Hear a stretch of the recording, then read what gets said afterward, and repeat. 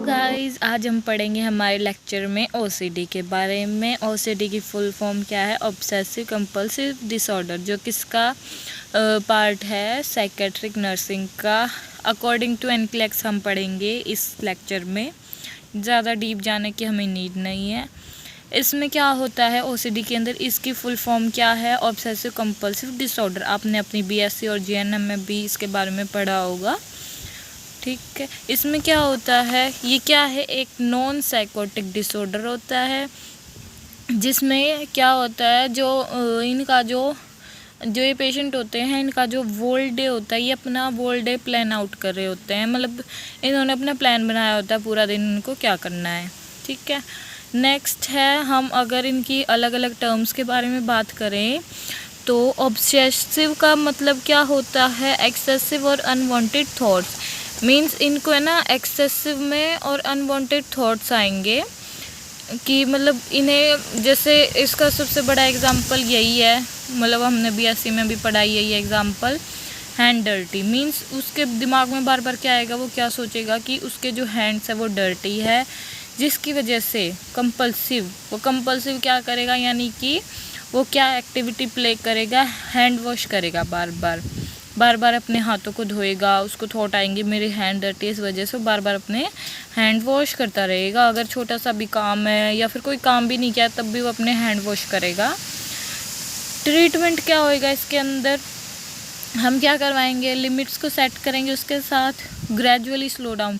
Means कि हमें एकदम से स्लो डाउन नहीं करना है, धीरे धीरे हम स्लो डाउन करेंगे। जो उसको थॉट्स आ रहे हैं, जो वो एक्टिविटी प्ले कर रहा है, हमें एकदम से नहीं करना है। बिकॉज अगर हमने एकदम से कर दिया स्लो डाउन तो वो एग्रेसिव हो जाएगा, ठीक है। Never ever stop them to do rituals. हमें कभी भी उनको, जो वो रिचुअल्स कर रहे हैं, रिचुअल का मीन्स आप एक्टिविटी लगा सकते हो इसमें, अगर वो रिचुअल करा कोई हमें, तो उसको स्टॉप नहीं करवाना है एकदम से, ठीक है। धीरे धीरे बोलना है उसको, धीरे धीरे हमें ग्रेजुअली स्लो डाउन करना है। Set a structural environment for them, ठीक है। Do systemic desensitization. इसका मतलब ये होता है, जो उसका ऑब्सेशन है, हमें धीरे धीरे उसको उससे दूर करवाना है। Do systemic desensitization, step by step हमें उसकी जो ऑब्सेशन आ रहे हैं उसको धीरे धीरे क्या करवाना है? ठीक करना है। To make sure they meet their physiological needs. हमें ये भी मेक श्योर रखना है कि उसकी फिजियोलॉजिकल नीड्स पूरी हो पा रही है या नहीं। इसका मतलब ये है, यहाँ पे हमें ये ध्यान रखना है कि जैसे हमें ये ध्यान रखना है इसमें, जैसे एग्जांपल ले लो आप।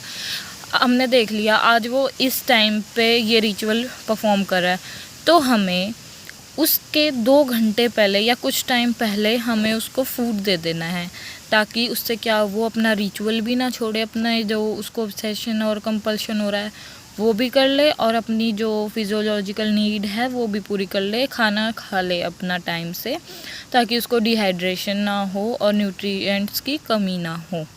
इसका एग्जांपल यही है, eat food first and then wash hands.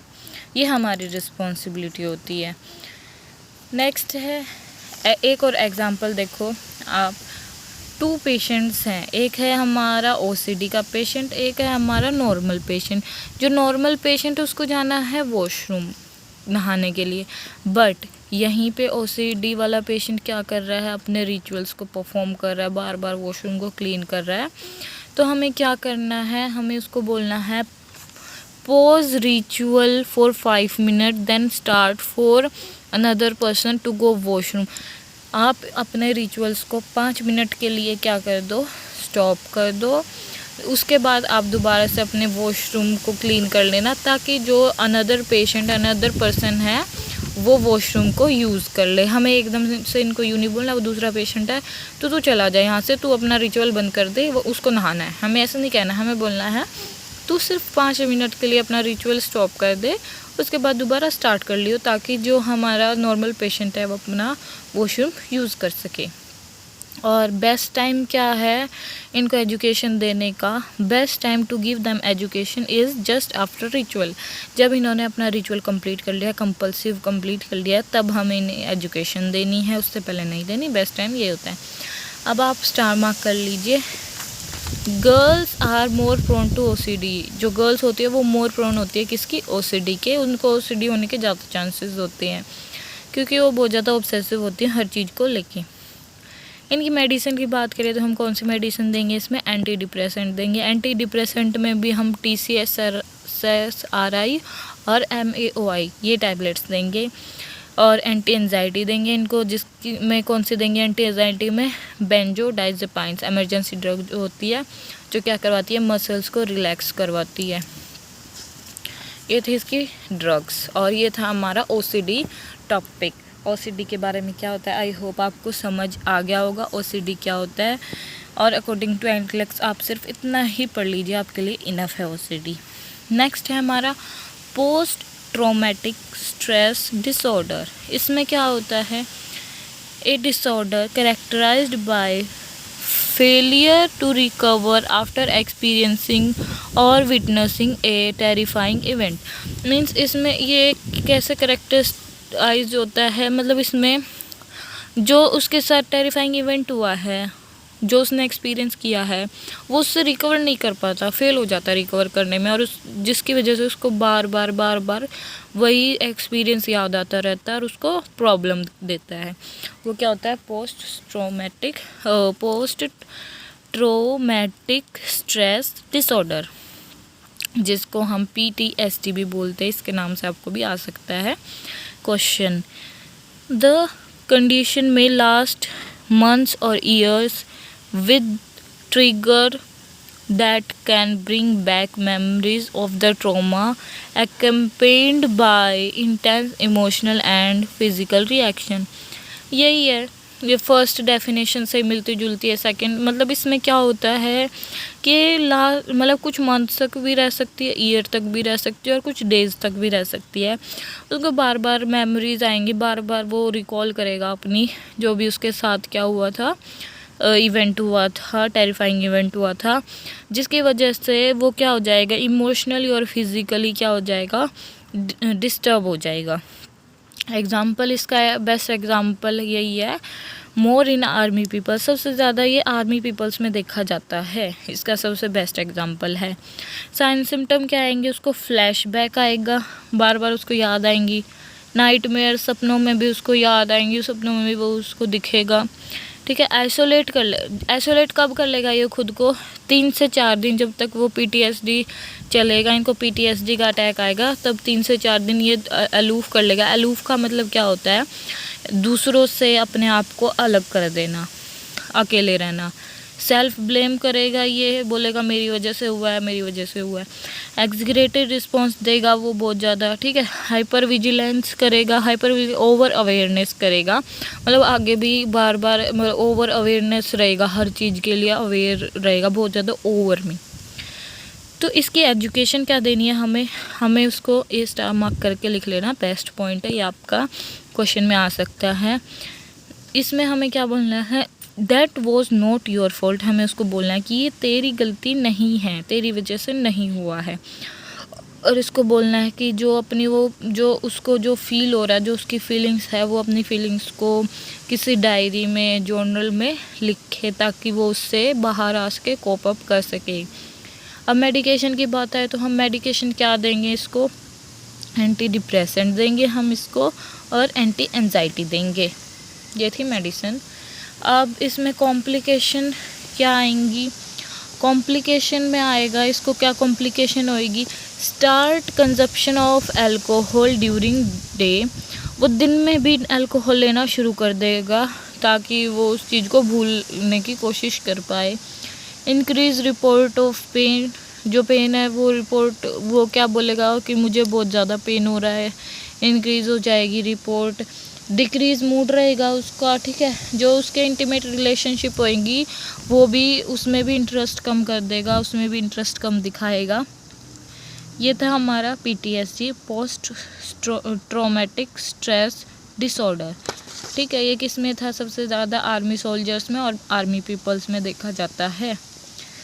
Next है हमारा सोमैटिक डिसऑर्डर, या हम इसको क्या बोलते हैं, सोमैटोफॉर्म डिसऑर्डर भी बोलते हैं, कन्वर्जन डिसऑर्डर भी बोलते हैं, एंड हम इसको हाइपोकॉन्ड्रियासिस डिसऑर्डर भी बोलते हैं। इसमें क्या होता है, आप छोटी सी हिंदी में समझ लीजिए पहले। छोटी छोटी चीज़ों को भी बड़ा बता देंगे, मतलब इसमें जो पेशेंट होते हैं जिनको ये डिसऑर्डर होता है, वो अगर उनको छोटा सा कट भी लगा है या छोटा सा ब्लीडिंग हुई है तो वो उसको इतना बड़ा चढ़ाकर बोलेंगे कि पता नहीं इनको क्या ही हो गया है, इनके साथ पता नहीं क्या मेजर प्रॉब्लम हो गई है। ठीक है, इसकी डेफिनेशन देखते हैं हम। Somatic symptom disorder is diagnosed when a person has a significant focus on physical symptom. ये जो मैंने आपको ऊपर बताया मीन्स फिजिकल सिम्टम पे फोकस करता है, वो सिग्निफिकेंट फोकस करता है, बहुत ज़्यादा फोकस करता है। जो भी उसको जैसे चोट लग गई या पेन हो गया उस पर बहुत ज़्यादा फोकस करता है। आप ऐसे ही बना के लिख लेना जिससे आपको इजीली याद हो जाएगा, आपको डेफिनेशन या लंबा पैराग्राफ बनाने की नीड नहीं है। नेक्स्ट एरो डाल के लिखना आप, पेन, वीकनेस और शॉर्टनेस ऑफ ब्रेथ। वही एग्जांपल इसका सच है एज पेन, जैसे अगर उसको पेन हो गया है, फिजिकल सिम्टम में आता है, या वीकनेस हो गई है तो वो क्या बोलेगा कि मुझे तो इतना ज़्यादा पेन हो रहा है कि मैं मर जाऊंगा, जी नहीं पाऊंगा, ऐसा वो लग रहा है मुझे। To a level that result in major distress और प्रॉब्लम फंक्शनिंग, जिसकी वजह से उसको वो क्या बोलता है कि मुझे बहुत ज़्यादा डिस्ट्रेस और मेजर प्रॉब्लम हो रही है फंक्शनिंग के अंदर। साइन सिम्टम क्या होते हैं इसके? Because of any physiological reason they have physical sign and symptom. कोई फिजियोलॉजिकल प्रॉब्लम की वजह से ये क्या होते हैं, इनको फिजिकल साइन सिम्टम आते हैं। दे ऑलवेज डिमांड, और ये क्या करते हैं, ऑलवेज डिमांड करते हैं कि इन्हें अननेसेसरी मेडिसिन या फिर अननेसेसरी ट्रीटमेंट चाहिए। मीन्स ये है ना, बार बार यूँ कहते हैं हमें तो टेस्ट कराना है, हमें तो क्या करवाना है, डायग्नोज करवाना है कि हमें तो बहुत बड़ी प्रॉब्लम हो गई है, ये है वो है, ऐसे बड़ी बड़ी बातें करते हैं छोटी सी प्रॉब्लम के लिए। ये क्या करते हैं, दे गोज हॉस्पिटल रिपीटेटिवली, मतलब कि हॉस्पिटल जाता है बार बार डेली चेकअप के लिए, जो कि क्या होता है, अननेसेसरी होता है, जरूरत नहीं होती उसके लिए जाता है। So this condition is also, जो तो हम इस कंडीशन को क्या बोलेंगे, बार बार जा रहा है, डेली चेकअप करा रहा है, अननेसेसरी चेकअप करा रहा है, डॉक्टर शॉपिंग। ठीक है, क्यों बोलेंगे, क्योंकि उसको डॉक्टर के पास जाने से सेटिस्फेक्शन मिलता है, इस वजह से। अब स्टार्ट मार्क करके लिख लेना कि हमें क्या नहीं करना, डू नॉट पास, हमें कभी भी नेगेटिव या जजमेंटल कमेंट पास नहीं करने पेशेंट पे। मीन्स हमें उसको ये नहीं बोलना कि तू झूठ बोल रहा है, तू ड्रामा कर रहा है, तेरे साथ तो ये है नहीं, तेरी ये बीमारी है, इस वजह से तू ड्रामा कर रहा है, तुझे कुछ हुआ नहीं है, ठीक है, तुझे बहुत बड़ी मेजर प्रॉब्लम है, ये नहीं बोलना उसको कभी भी। The pain is real to the patient, क्योंकि जो पेन होता है वो पेशेंट के लिए रियल होता है, स्टार मार्क कर लेना ये भी। और ये क्या है, एक नॉन साइकोटिक डिसऑर्डर होता है ये सोमैटिक डिसऑर्डर। इसका ट्रीटमेंट क्या होएगा, ट्रीटमेंट की बात करें तो एक्सप्लोर करेंगे हम उसकी फीलिंग को, क्योंकि नॉन साइकोटिक डिसऑर्डर में मैंने आपको बताया था कि जो पेशेंट है उसके पास इंसाइट हो, मतलब उसमें इंसाइट प्रेजेंट होती है, रियलिटी बेस्ड होते हैं वो, तो हम उन्हें क्या करेंगे, एक्नॉलेज करेंगे उनकी फीलिंग को, और क्या बोलेंगे, टेल देम ट्रूथ बताएंगे, ठीक है, उनको ट्रूथ बताएंगे। नेक्स्ट ट्रीटमेंट हम एंटी डिप्रेसेंट देंगे उनको, एंटी एंजाइटी देंगे हम उनको, सीबीटी देंगे, कोग्निटिव बिहेवियर थेरेपी। इसमें क्या करते हैं हम, जो थॉट्स होते हैं उनको रीफ्रेम करते हैं, जो negative, we change negative thought into positive one, negative thoughts को हम पॉजिटिव में चेंज करते हैं। इस नेक्स्ट है, इसको हम सिस्टमिक डिसेंसिटाइजेशन भी बोलते हैं, थॉट रीफ्रेमिंग भी बोल सकते हैं हम इसको। नेक्स्ट आता है हमारा disorder, dissociative identity disorder, DID भी बोलते हैं हम इसको। इसमें 2 पर्सनैलिटी होती हैं, ठीक है, मतलब एक होती है होस्ट और एक होती है अल्टर। जो होस्ट होती है उस वाली को अल्टर के बारे में नहीं पता होता। तो इसकी डेफिनेशन क्या है, a disorder characterized by the presence of 2 or more distinct personality state, host and alter. Host क्या होती है, रियल होती है, अल्टर रियल नहीं होती। तो नेक्स्ट पॉइंट क्या है इसका लिख लीजिए। नेक्स्ट पॉइंट है host never ever aware about alter personality. Next point लिख लीजिए, जो होस्ट है उसको पर्सनैलिटी नहीं पता होती, अल्टर पर्सनैलिटी के बारे में। Do not tell them to recall memories, क्योंकि उसको पता ही नहीं है, तो हमें कभी भी इनको नहीं बोलना कि तू अपनी मेमोरीज़ को रिकॉल कर, बिकॉज वो जानता ही नहीं अल्टर पर्सनैलिटी के बारे में। होस्ट स्टार मार्क कर लीजिए ये। एक्सेप्ट एंटी शो, एक ही पॉइंट लिख लीजिए नोट डाल के। Except anti social patient, do not blame to patient of all disorder. Anti social patient को छोड़ के आप किसी भी पेशेंट को ब्लेम नहीं करेंगे, ठीक है।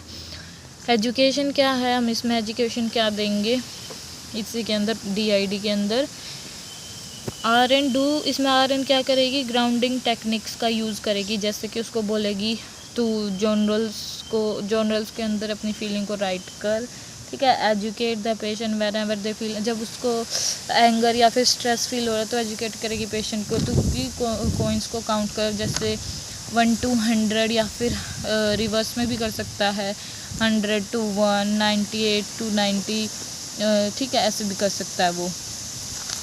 Educate the patient when ever they feel anger and stress, जब उसको एंगर और स्ट्रेस होगा तो वो जो आइस क्यूब होता है उसको भी होल्ड कर सकता है, ये एजुकेट करना है हमें, ठीक है। और हमें कभी भी ये नहीं कहना कि तू अपनी मेमोरीज़ को रिकॉल कर, इसको स्ट्रामा कर लेना। ट्रीटमेंट क्या है इसका, हम ट्रीटमेंट में देंगे एंटी डिप्रेसेंट देंगे एक हम, और एक हम क्या देंगे, एंटी एंजाइटी ड्रग्स देंगे, एंटी डिप्रेसेंट और anti anxiety drugs. Okay, next video lecture में हम पढ़ेंगे ईटिंग डिसऑर्डर के बारे में, ईटिंग डिसऑर्डर क्या होता है एंड उसके टाइप्स के बारे में पढ़ेंगे, साइन सिम्टम के बारे में पढ़ेंगे। Thank you so much guys, I hope आप सबको मेरी वीडियोस पसंद आती होंगी, मेरे लेक्चर अच्छे लगते होंगे। अगर आपको और भी नोट्स चाहिए तो आप मेरे चैनल को सब्सक्राइब कर लीजिए, ताकि आपको NCLEX से रिलेटेड और नोट्स मिल सके आपको एग्ज़ाम क्लियर करने के लिए, आपके क्वेश्चंस को क्लियर करने के लिए। Thank you so much guys.